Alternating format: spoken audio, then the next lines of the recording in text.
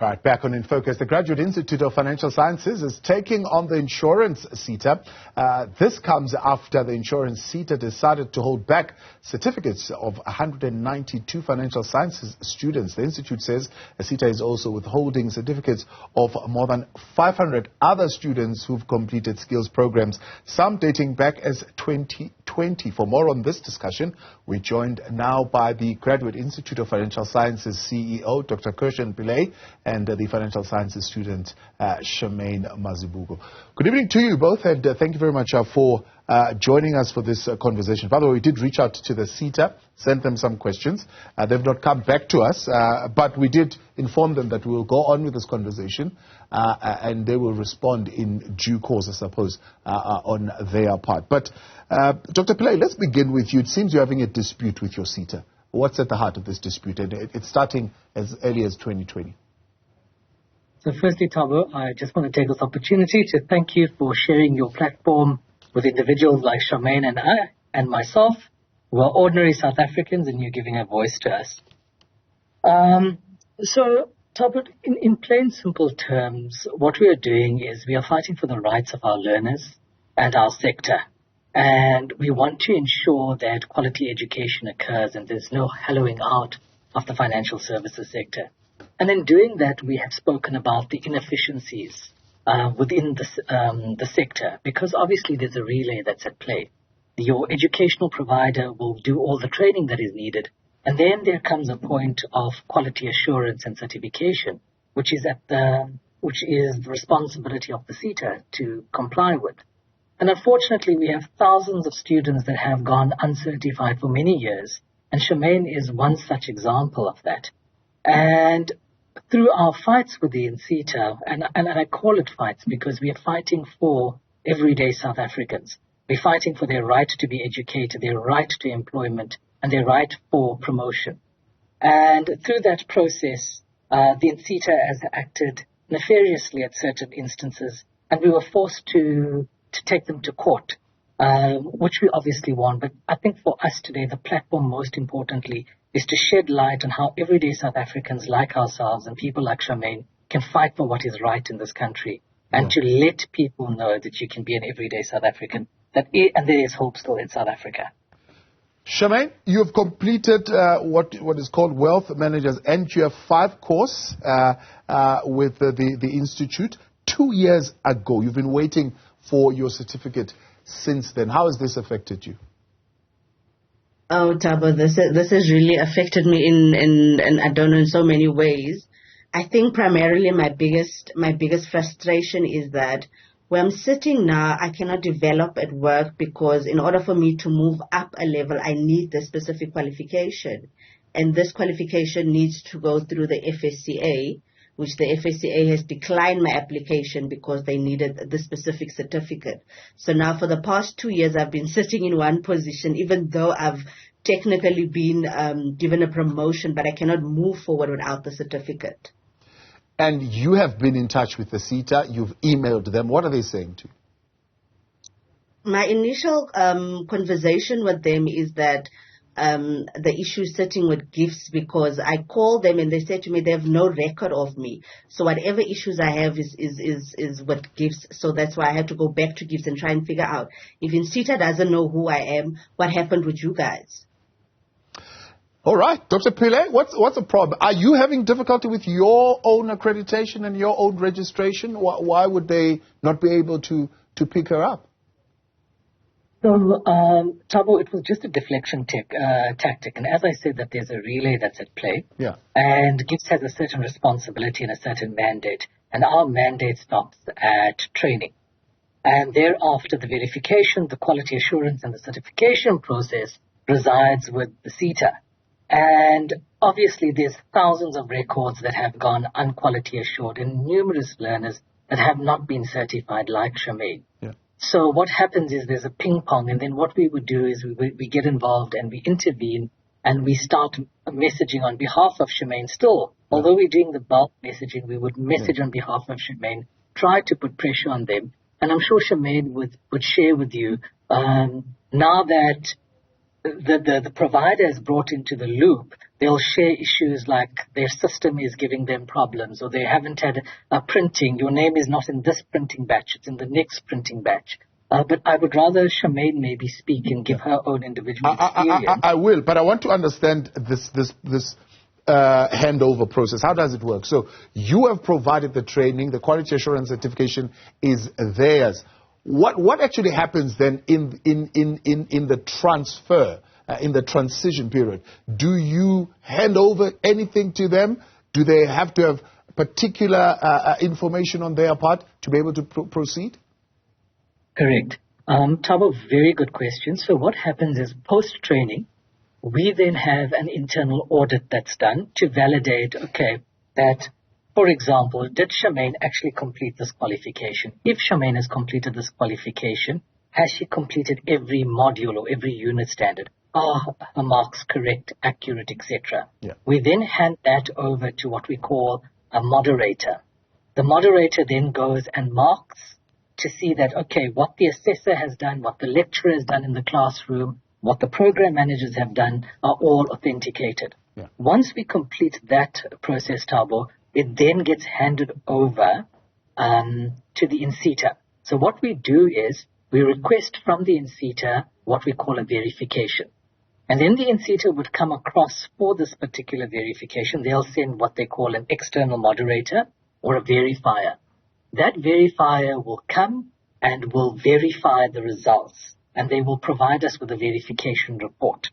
Once we receive that verification report, our job then is to load the details of the learner onto the system. Right. And the minute we load the details onto the system, the INSETA has a quality assurance department. Okay. And that quality assurance department then has to QA that learner. Okay. Or quality assure each learner. Yeah. And as they quality assure each learner, a statement of results is generated. Right. Once that statement of results is generated, it then goes in where the certificates need to be generated. Uh-huh. So the statement of results will remain on the system, and the certificates will then be issued through to GIFS, and GIFS will make contact with learners like Shamaine, or the major banks or the major insurance houses that we deal with, Yeah. and then deal with the relationship managers and provide them with those necessary certificates. And that's in essence where the process falls, is Yeah. at that quality assurance and I see. certification up. So, Shamaine, having then brought in the service provider and they have then taken you through the process, where are you now? Are you at the position of statement of results? Yes, Tabo, I have a statement of results currently. I do have one. The only issue I have with the specific statement of results that it is rejected by the FSCA, so they need the certificate. Right. And So even though I have a statement of results, I can't do anything with it. And so now, what are they saying? The system is offline. Is that the standard answer that they're giving you? So initially they told me, this has been going on for months. When we were doing quality assurance, they told me over a period of months it's an IT issue, and they'll let me know once IT is getting to it. And if you don't call them, nothing happens. You need to be the one that's constantly calling them. Then they'll keep telling you, IT is working on it week after week. They'll tell you, no, they'll do the quality assurance this week. That week they're unable to do it. IT will work on it, and that went on for months. And where you're sitting now, do you know when the print is actually going to happen? No idea. I called them, I think it was last week or early this week. According to INSETA, my name was on the print roll, but the certificate wasn't printed when they checked. They informed me that it does happen that some students fall through the cracks when it comes to the printing. I must just be a little bit patient. They'll get back in touch with me. Yeah. But 2 years. Sure. Dr. Pillay, and I'm sure this must be concerning for you as a service provider, but I'm sure it must also be concerning even for the sector itself, because I'm sure the sector itself pays a levy to the SETAs, and they're collecting money. I don't think it's a money situation. They must be having money to do this, and the fact that they're not doing it means what is the money doing? Well, I think you've hit the nail on the head there. And I like the fact that you don't mince what you need to say. The reality is the mandate of the SETA is to ensure that we are skilling for the financial services sector. Number one, we are bridging the youth unemployment gap. And number two, that we are allowing for individuals that are within the system to be professionally developed and move up the echelons. By allowing them to move up the echelons, we then allow for new recruits to come in. But more than that, our sector has what we call an aging workforce. And we have to actively drive new entrants into the market, and more so from disenfranchised backgrounds, because that's what's going to reduce the unemployment gap. So that's the first concern that we have, Thabo. And our aim today is to ensure that we bring awareness and light to the fact that there are so many learners that are losing jobs, that cannot get gainful employment and cannot move up those echelons. And as you have rightfully said, companies pay huge amounts in skills development levies to allow for learners, for the SETA to disperse money in the form of learnerships, bursaries, internships, etc. But if a learner does not have a certificate, it proves to be a problem. And as you would understand that Shamaine is talking about the FSCA, it's because we are in the financial services sector made up of insurance and banking. Yeah, highly regulated. Highly regulated.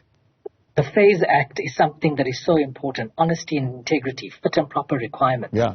And what we want is we cannot put any person that is not qualified into the sector. And that is why the FSCA has such high standards and regulations in place. Now, you're saying you've even gone to the extent of going to a court, and you even have a court order. What was the details of the case that you were dealing with? So basically what has happened in that instance, Thabo, is we have been, for a very long time, for many, many years, speaking to the INSETA about the fact that they are not quality assuring on time, that there's issues with the systems, that we are having a problem. When I say a problem, I mean that the mandate of the SETAs are not being fulfilled, and therefore the mandate of the sector is not being fulfilled. We also went on to explain this to them internally. We had silence, no reply, stagnation to it. We then went on and we reported the matter to the higher structures and eventually to the public protector. With the public protector, we mentioned and we introduced the fact of the evidence that we had that we submitted where there is corruption at play, where learners that, like Shamaine, deserve a certificate and are not getting it. And we find that there are ghost learners in the system who are getting certificates who are not qualifying. We are also having found that learners who actually do part qualifications are actually getting a full qualification and they are achieving a certificate. So someone like Shamaine, who is fully qualified and fully capable, is stuck. But individuals that are wholly unqualified are now fully competent. And we released those issues around there. And we've been speaking about it in many years, in open platforms, and for a very long time. And we believe that once the public protector had contacted the INSETA, they attempted to de-accredit GIFS, or the Graduate Institute of Financial Sciences, on the 14th of December at around 17:38, when our offices had closed for the year.